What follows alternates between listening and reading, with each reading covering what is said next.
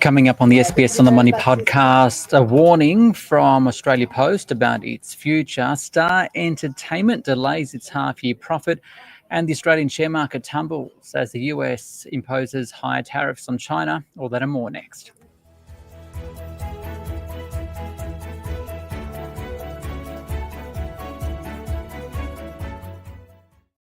Hi everyone, it is your daily 10-minute business and finance news wrap for this Friday, the 28th of February 2025.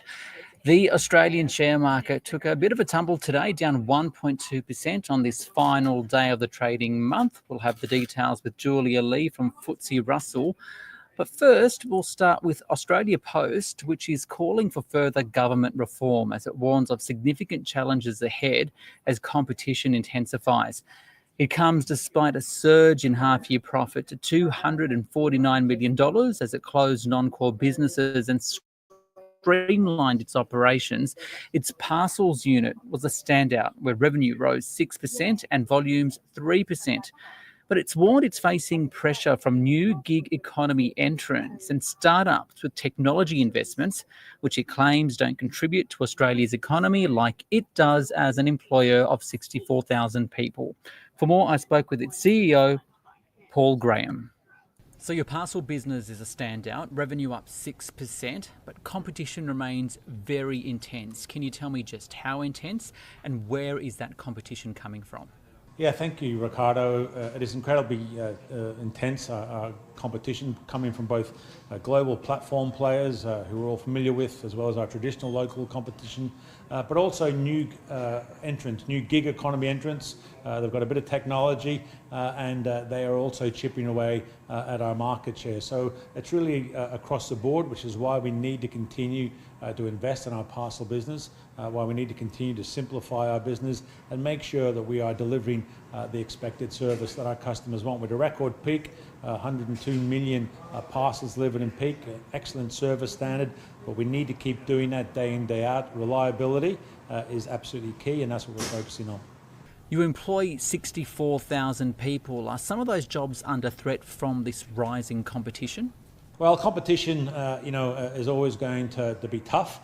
This is a low-margin business. I've been in this business a long time in many corners of the world, and it is incredibly intense. What we have focused on is making sure that we are relevant to our customers, both by investing in the services that they're asking us to deliver, expanding, for example, our locker formats, and we've made a commitment, along with our union partners, to ensure that we continue to focus on creating well-paying jobs. The world is changing. Our letter business is declining. That's why it's so important that we continue to maintain our market share in parcels and indeed to look at where we can grow it.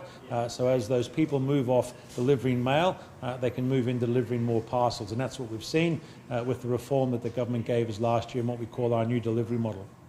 Speaking of reform, you are calling for further reform to ensure the long-term survival of Australia Post. Just what kind of reform exactly?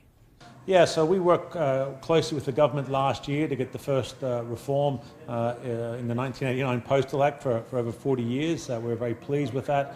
Our half-year result reflects some of the benefits of that reform and our new delivery model.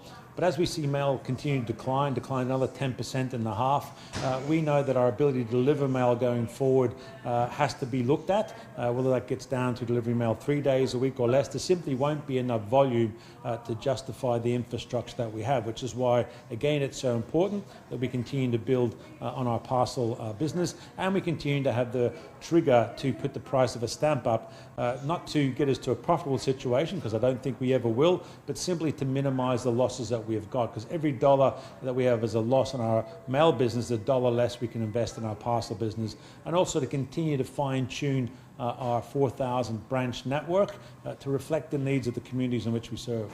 How do you see Australia Post operating in 10 years from now? What kind of a business will it be, and what kind of services will it offer?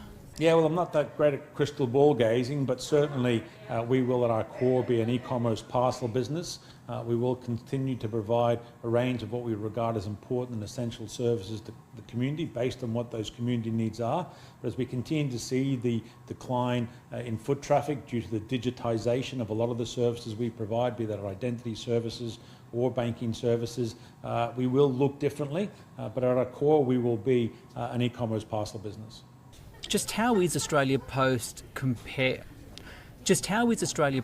placed against its other similar businesses around the world?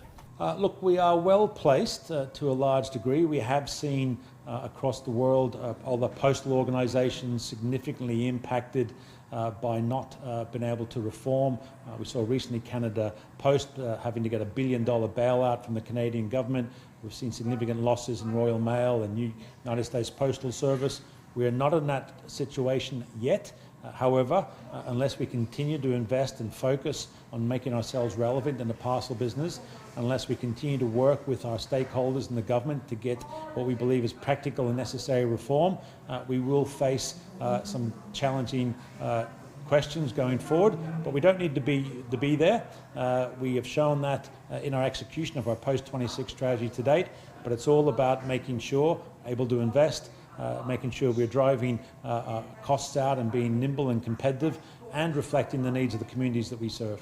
And finally, what would your message be to both government and consumers when it comes to having a choice to use Australia Post services, given all this rising competition? So we would encourage our consumers. We are the most trusted service brand in the country, and we take that recognition very proudly. We would encourage the consumers to tell their merchant, their supplier, who they're buying from, that they would prefer to use Australia Post. Why? Because we've been here for 215 years. We keep investing in the community. We pay our taxes.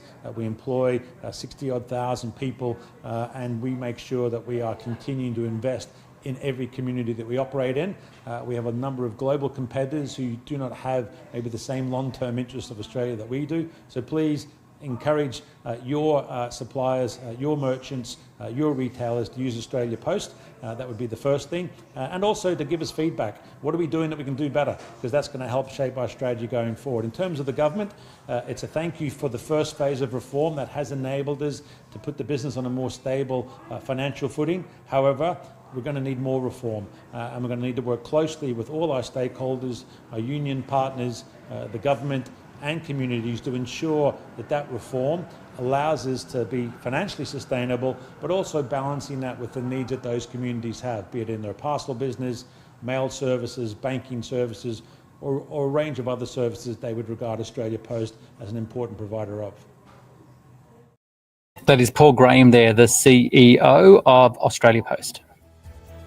Now, Market Day on the SBS On The Money podcast. Australian share market down today, the S&P ASX 200 finishing 1.2% lower. With the details, including the latest woes from Star Entertainment, I spoke with Julia Lee, the head of client coverage at FTSE Russell.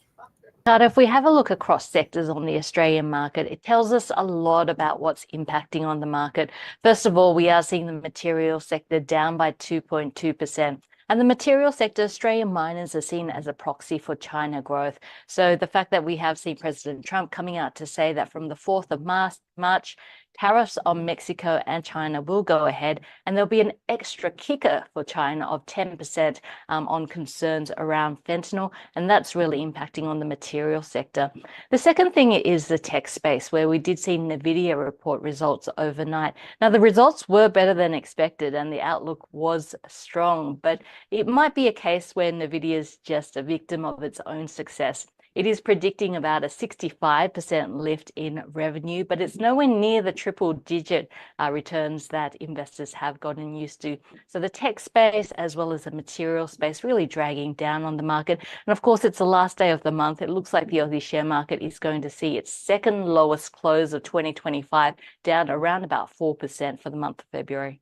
The other really big story of the day is that of Star Entertainment. I want to preface this by saying that we are recording this ahead of the market's close, and things could change quite dramatically. Shares are on a trading halt. It was supposed to update the market on its half-year profits today, but it didn't happen at this stage. Things could change, as I mentioned, throughout the day, but just how close to collapse is it?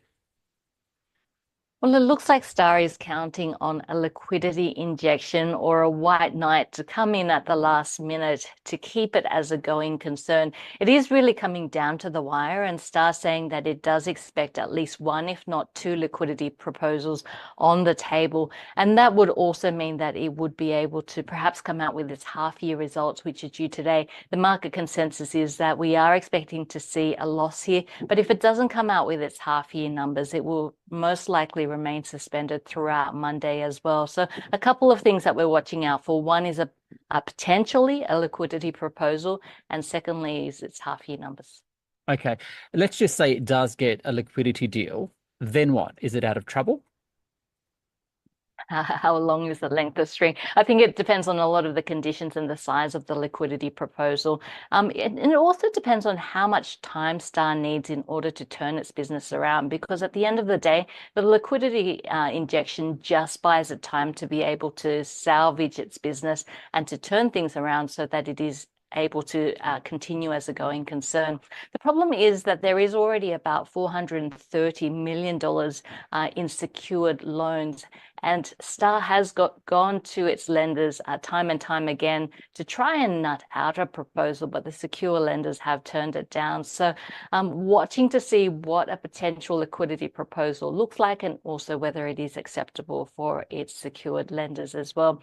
But all up, this is to buy Star time to hopefully turn its business around.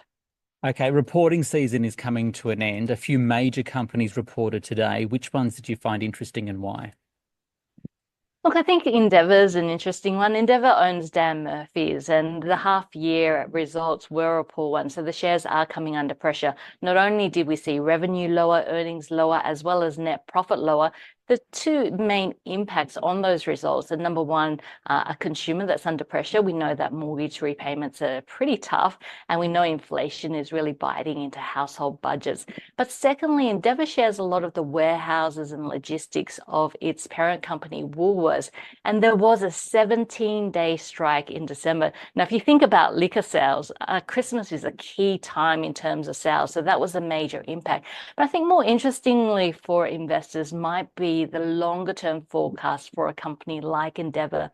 We've seen a Gallup survey last year showing that 45% of Americans thought that a moderate amount of drinking, which is counted as 1 to 2 drinks a day, is harmful for health. And we know that we're seeing non-alcoholic beverage sales rising. So it'll be interesting to see if we see some of those US and global trends also impacting here in Australia longer term.